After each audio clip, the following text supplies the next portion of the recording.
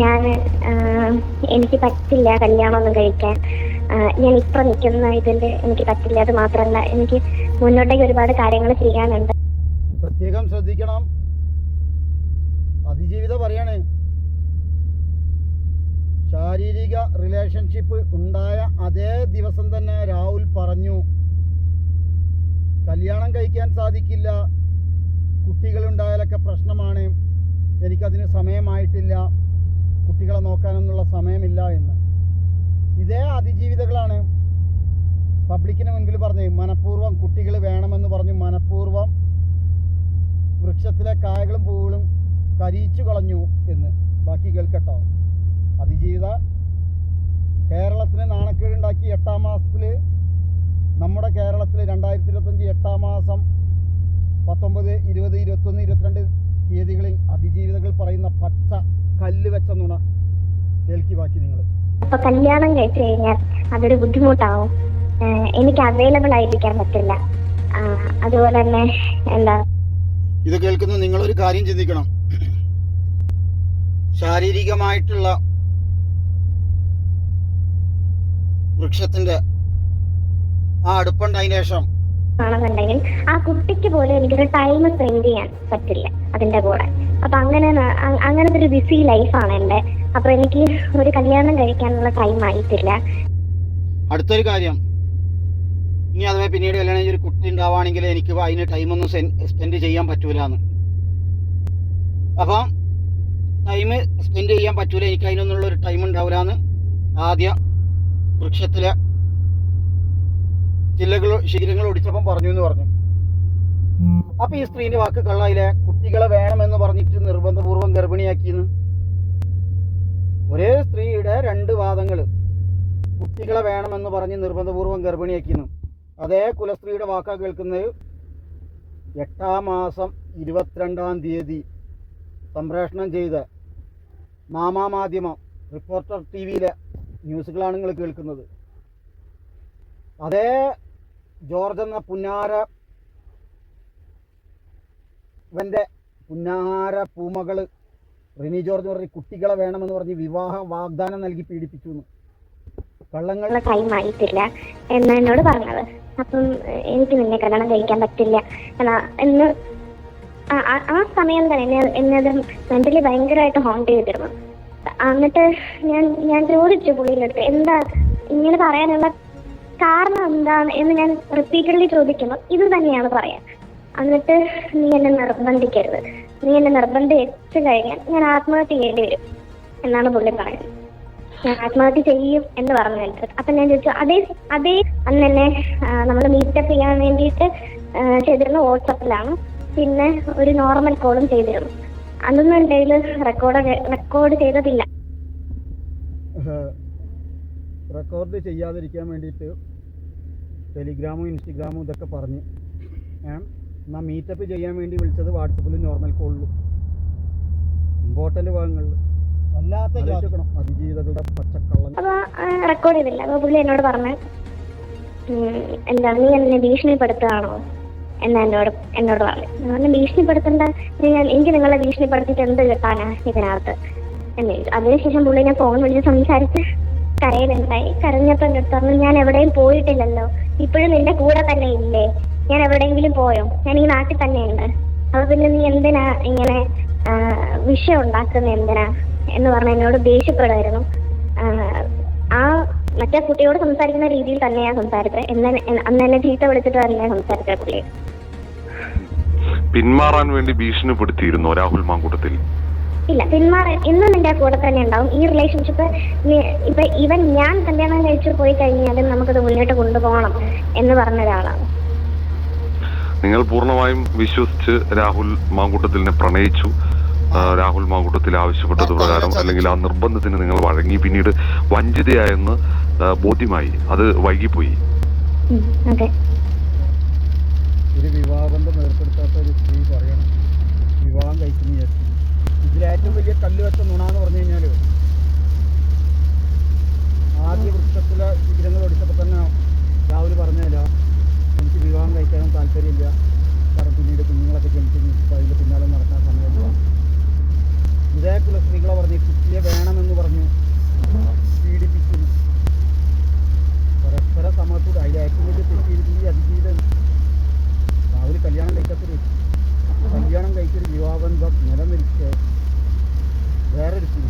വിളിക്കുക. രാവിലെ ഉച്ചയ്ക്ക് രാത്രി ടൗൺ വിളിക്കുന്ന വീഡിയോ കോൾ ആൻസർ ചെയ്യുക.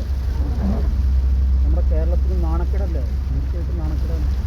ഈ രാഷ്ട്രീയരാജ്യത്തിൻ്റെ പുറത്ത് ഇത്തരം വേലി ചാടുന്ന സ്ത്രീകളെ രാഷ്ട്രീയരാജ്യം അവിടെ നിൽക്കട്ടെ, വേലി ചാടുന്ന സ്ത്രീകളെ ഒരാളും സപ്പോർട്ട് ചെയ്യരുത്. ഇത്രയും പബ്ലിക്കിൻ്റെ ഇടയിൽ പച്ച കള്ളം പറയുന്നു. 8-ാം മാസം 22-ാം തീയതി മാധ്യമത്തിലൂടെ കേൾക്കുന്ന വാർത്തകളാണ്. മറ്റൊന്ന്, ഇങ്ങനെയൊരു ഫിസിക്കൽ റിലേഷൻഷിപ്പിന് ശേഷം നിങ്ങളെ ഏതെങ്കിലും തരത്തിൽ ഒരു എന്തെങ്കിലും മരുന്നോ എന്തെങ്കിലും കഴിക്കാൻ നിർബന്ധിച്ചിട്ടുണ്ടോ? അതെ, ആ ദിവസം പുള്ളിയുടെ കയ്യിൽ മരുന്നുണ്ടായിരുന്നില്ല. പിറ്റേന്ന് എനിക്കത്, അതായത് കേൾക്കണം, ശ്രദ്ധിച്ച് കേൾക്കണം. ഫിസിക്കൽ റിലേഷൻഷിപ്പിൽ ഏർപ്പെട്ട ദിവസം പുള്ളിക്കാരൻ്റെ കയ്യിൽ മരുന്നില്ലായിരുന്നു എന്ന് പറയുന്നത് ആരാണ്? അതിജീവിത. ഓക്കെ. പിറ്റത്തെ ദിവസം മരുന്ന് കൊടുത്തു. ഏത്? ഫിസിക്കൽ റിലേഷൻഷിപ്പ് ഉണ്ടായ അതേ ദിവസം വൃക്ഷത്തിൽ പൂവുകൾ കായകൾ വിരിഞ്ഞു. കാരണം അപൂർവ ഇനം വനാന്തരങ്ങളിൽ പിണറായി വിജയൻ സർക്കാർ സംരക്ഷിച്ചു പോരുന്ന അതിജീവിതകളാണല്ലോ, അത്ഭുത ദിവ്യ ഗർഭങ്ങളാണ്. എന്നിട്ട് ബാക്കി വന്നിട്ട് കൊണ്ടു തരുമായിരുന്നു. എന്നിട്ട് എനിക്ക് മെഡിസിൻ അലർജി ഉള്ള ഒരാളാണ് ഇത് കഴിക്കാൻ. ആ ഭാഗം നിങ്ങൾ ഒന്നും പാടെ കേൾക്കണം. എനിക്ക് മെഡിസിൻ അലർജി ഉള്ള ഒരാളാണ്. എന്തെങ്കിലും കഴിക്കാൻ നിർബന്ധിച്ചിട്ടുണ്ടോ? അതെ, ആ ദിവസം പുള്ളിയുടെ കയ്യിൽ മരുന്നുണ്ടായിരുന്നില്ല. പിറ്റേന്ന് എനിക്കത് കൊണ്ടു തരുമായിരുന്നു. എന്നിട്ട് എനിക്ക് മെഡിസിൻ അലർജി ഉള്ള ഒരാളാണ് ഇത് കഴിക്കാൻ പറ്റില്ല. പിറ്റേ ദിവസം പുള്ളിക്കാരൻ കൊണ്ടേ കൊടുത്തു മരുന്ന്. ബാംഗ്ലൂരിൽ നിന്ന് ഇങ്ങനെ വന്നും കൊണ്ടിരിക്കുമ്പോൾ വീഡിയോ കോള് വിളിച്ചിട്ടാണ് കുടിപ്പിച്ചത്. ഓക്കെ.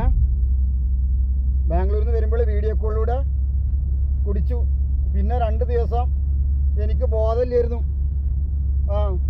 ഡോക്ടർ ചോദിച്ചു കൊല്ലാനായിരുന്നോ? 3-ാം ദിവസം തന്നെ എന്താണ് കല്ല് വെച്ച നുണകൾ. പുത്തൻവാദികളും ആക്ടിവിസ്റ്റുകളും അറക്കലമച്ചിയൊക്കെ ഇത് കേൾക്കുന്നുണ്ടോ? ഏതെടുത്താലും 100 രൂപ. കോഴിക്കോടൻ അൽവ ഷഹനാസ് തൊയിഞ്ഞു വീഴാനും പൊയിഞ്ഞു വീഴാനും ഒന്നുമില്ല. കാരണം ഇത്തയുടെ അമ്മ ഇതുപോലെയാണ് പഠിപ്പിച്ചിരിക്കുന്നത്. വേലി ചാടണം, വേലി ചാടിയാൽ അങ്ങനെ നിൽക്കണം എന്നുള്ളത് എന്ന് പറയുന്ന സമയത്ത് പുള്ളി അത് കഴിക്കണം എന്ന് പറഞ്ഞ് നിർബന്ധം. വല്ലാത്ത ജാതി. നടന്ന ദിവസം പുള്ളിക്കാരൻ്റെ കയ്യിൽ ആ മരുന്നില്ലായിരുന്നു. അപൂർവയിനം വനാന്തരമാണ്. പിറ്റേ ദിവസം പുള്ളിക്കാരൻ മരുന്ന് കൊണ്ടുവരായിരുന്നു. കാരണം മരത്തിൽ വെള്ളം ഒഴിച്ചാൽ അതേ ദിവസം തന്നെ പൂവുകൾ വിരിയും. അപ്പോൾ അതേ ദിവസം ആ പൂവുകൾ കരിച്ചു കളയാനും മരുന്നില്ലാത്ത കാരണം പിറ്റേ ദിവസം കൊടുന്നു. എങ്ങനെയുണ്ട് കഥ? നല്ല കഥ, മനോഹരല്ലേ? Physical relation മരുന്നില്ല. കുറച്ച് കാലം ജയിലിൻ്റെ അകത്തിടണം. പിറ്റത്തെ ദിവസം തന്നെ കൊടുന്നു. വല്ലാത്ത പിറ്റത്തെ ദിവസം തന്നെ കരിച്ചു കളഞ്ഞു. അയ്യോ, കുറച്ച് ദിവസം പാടെ കാത്തിരുന്നെങ്കിലും പൗരാവകാശം ലംഘിക്കാൻ അതിൽ പൂകാലിന്റെ റഷ്യയിൽ വളരെ മനോഹരം തടയുക എന്ന ഉദ്ദേശത്തോടെ കൊണ്ടുവന്നതാണ്. അപ്പൊ ചോദ്യകർത്താവ് ചോദിക്കുന്നുണ്ട്, ഗർഭം തടയുക എന്നുള്ള ഉദ്ദേശത്തോട് കൂടി കൊണ്ടുവന്നതാണ്. അപ്പൊ അതിജീവിത പറയാണ് അതെ. അപ്പൊ ആ മരുന്നും കഴിച്ച് പിന്നെ വൃക്ഷം എങ്ങനെ ഗർഭിണിയായാലോ? തോട്ടക്കാരൻ മുഖാന്തരം. അതായത് വയ്യാത്രക്കാരന് പിറ്റത്തെ ദിവസം തന്നെ പ്രഗ്നൻ്റ് ആവാതെ ഇരിക്കാനുള്ള മരുന്ന് കൊടുത്താലോ? Okay, very good. അപ്പം പിന്നെ ഇവർ ഗർഭമായത് രാഹുൽ മാങ്കൂട്ടം മുഖാന്തരമല്ല, പിന്നെ അംഗീകൃത തോട്ടക്കാരുണ്ട്. എന്തൊക്കെയാണ് ഈ കാണുന്നത്? ദയനീയ സ്ഥിതി. എടാ, കേരളത്തിലെ സംഘി സഖാക്കളെ നിങ്ങൾ ഇത്രയും വിവരം കെട്ടവന്മാരായി പോയല്ലടാ, ദുരന്തങ്ങളായി പോയല്ലടാ. അതിലേക്ക് കുറച്ച് VD സതീശൻ സാറെ ഇനിയെങ്കിലും അങ്ങ് തെറ്റ് തിരുത്തുക. ഈ കുലസ്ത്രീകൾ പറയുന്ന പച്ച അപവാദങ്ങൾ കേട്ടിട്ട് നിങ്ങളെപ്പോലുള്ള ആളുകൾ ആ ചെക്കൻ്റെ വിശദീകരണം പോലും ചോദിക്കാതെ ചെയ്ത നെറികേടിനുള്ള പ്രായശ്ചിത്തമായിട്ട് ഒരു ദിവസം പോലും വൈകാതെ പാർട്ടിയിലേക്ക് തിരിച്ചെടുത്തിട്ട് നിങ്ങൾക്ക് പറ്റിയ തെറ്റുകൾ നിങ്ങൾ തിരുത്താൻ വേണ്ടി ശ്രമിക്കണം. ആലോചിച്ച് നോക്കണം. പ്രഗ്നൻസി തടയാൻ വേണ്ടി ഫസ്റ്റ് റിലേഷൻഷിപ്പിൽ തന്നെ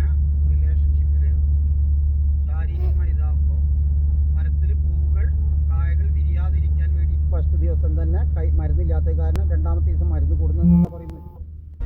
വിവാഹം കഴിക്കുമെന്ന ഉറപ്പിൽ അതിന് അങ്ങനെ ഒരു ഫിസിക്കൽ റിലേഷൻഷിപ്പ് ഉണ്ടായതിനു ശേഷം പുള്ളി അറ്റേ ഡേ തന്നെ എന്നോട് പറയാണ്, എൻ്റെ മുഖത്ത് നോക്കി പറയാണ്, ഞാൻ എനിക്ക് പറ്റില്ല കല്യാണമൊന്നും കഴിക്കാൻ.